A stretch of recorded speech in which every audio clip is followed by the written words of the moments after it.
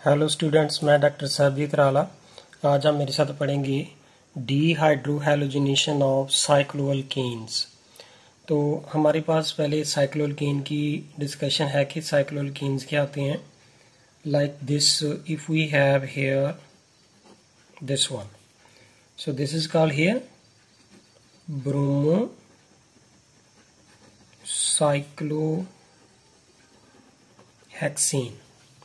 और अगर हम इसके बीच में KOH डालते हैं तो ये हमें प्रोडक्ट देता है साइक्लोहेक्सीन, ये वाला।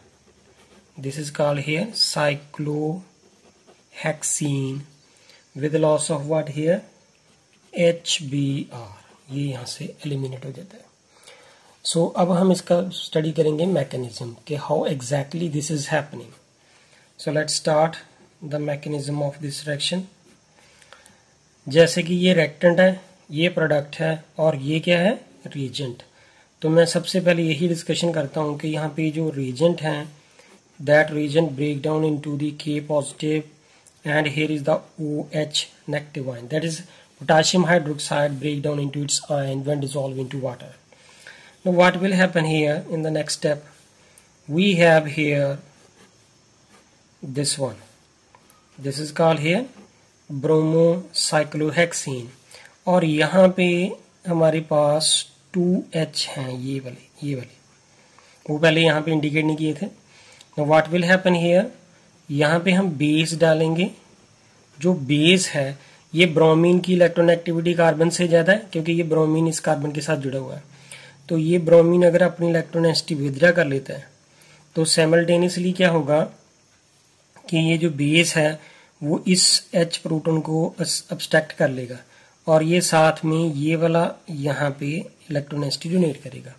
सो therefore what we will get here, we will get here, यहाँ पे आ जाएगा डबल बॉन्ड और ये जो H है, ये वाला H जो है वो बेस ने अब्स्ट्रैक्ट कर लिया था, तो यहाँ पे ये क्या बन जाएगा, वाटर। और जो यहाँ पे ये हमारे पास जो रिक्वायर्ड प्रोडक्ट है वो हमें मिल गया, दैट इज कॉल्ड साइक्लोहेक्सीन, ये हमारे पास बन गया। अब जो वाटर है वो एक वीक एसिड है, वो ब्रोमीन के साथ रिएक्ट करेगा और वो हमें HBr बना के दे देगा। सो दैट मीन टू से OH जो है एज सच ही एलिमिनेट हो जाएगा। So this is the dehydrohalogenation of the cycloalkane and their mechanism. So next एक और एक्शन रहती है हमारे पास, इसके साथ देख लेते हैं। Let's see कि we have here this one. Here is the CH3 and here is the Cl. अब इसके बीच में हम जब KOH डालते हैं तो हमारे पास दो प्रोडक्ट बनते हैं।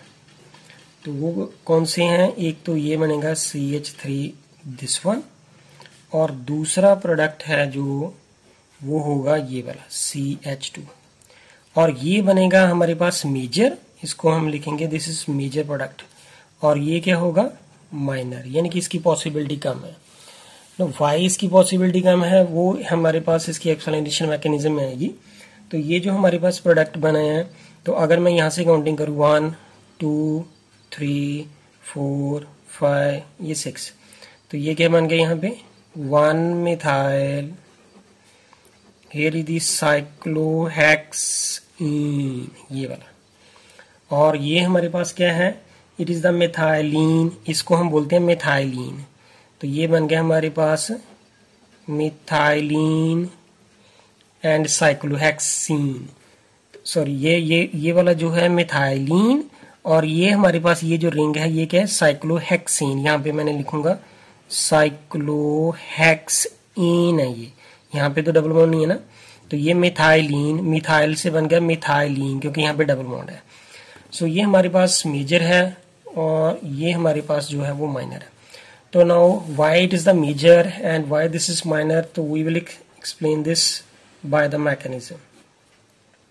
तो what happen here, if we have here this one, ये जो हमारे पास रिएक्टेंट है इसका नाम क्या है, 1 chloro, this is 1 2 3 4 5 6, it is the 1 chloro and 1 methyl, it is 1 chloro 1 methyl and cyclohexene.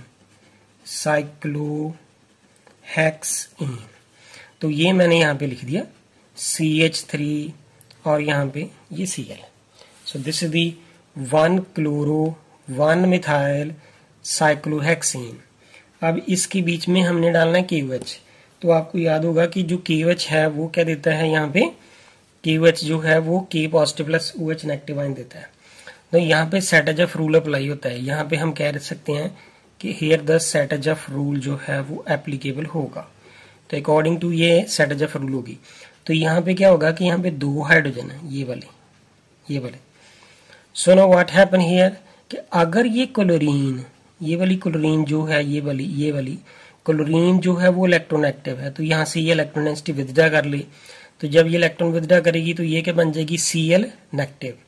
और जो मैंने अभी बताया कि इसके अंदर हमने KOH भी डालना है, तो जो KOH का OH नेगेटिव आयन है, ये वाला जो OH नेगेटिव आयन है वो इस H को सब्ट्रैक्ट कर लेंगे और ये H अपनी इलेक्ट्रॉन डेंसिटी यहाँ पे डोनेट करेगा।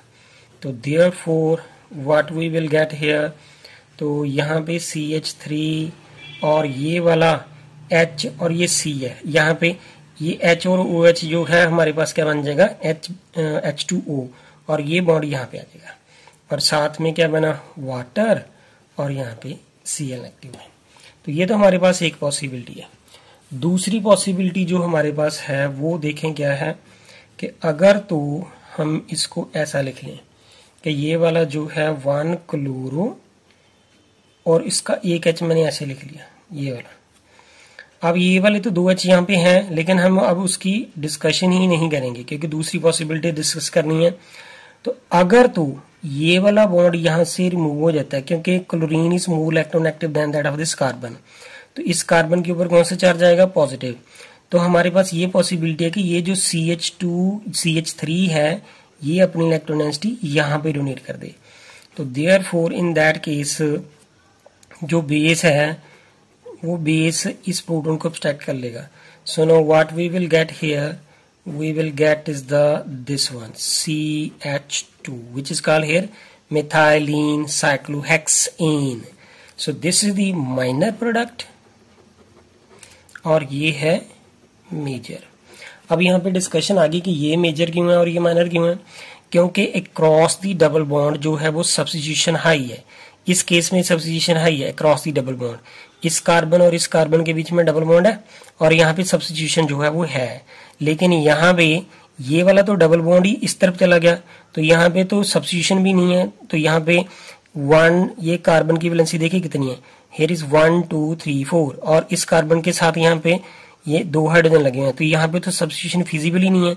सो देयरफॉर प्रोडक्ट वही मेजर होता है जिसके क्रॉस जो है डबल बॉन्ड सब्स्टिट्यूशन हाई हो। So therefore this is the major product and this is the minor product. So this is the overall mechanism of the dehydrohalogenation of the cycloalkane. And thank you friend, अगर आपको मेरी video पसंद आए please इसे like करें and subscribe करें मेरे channel को और कमेंट करके बताएं। Thank you.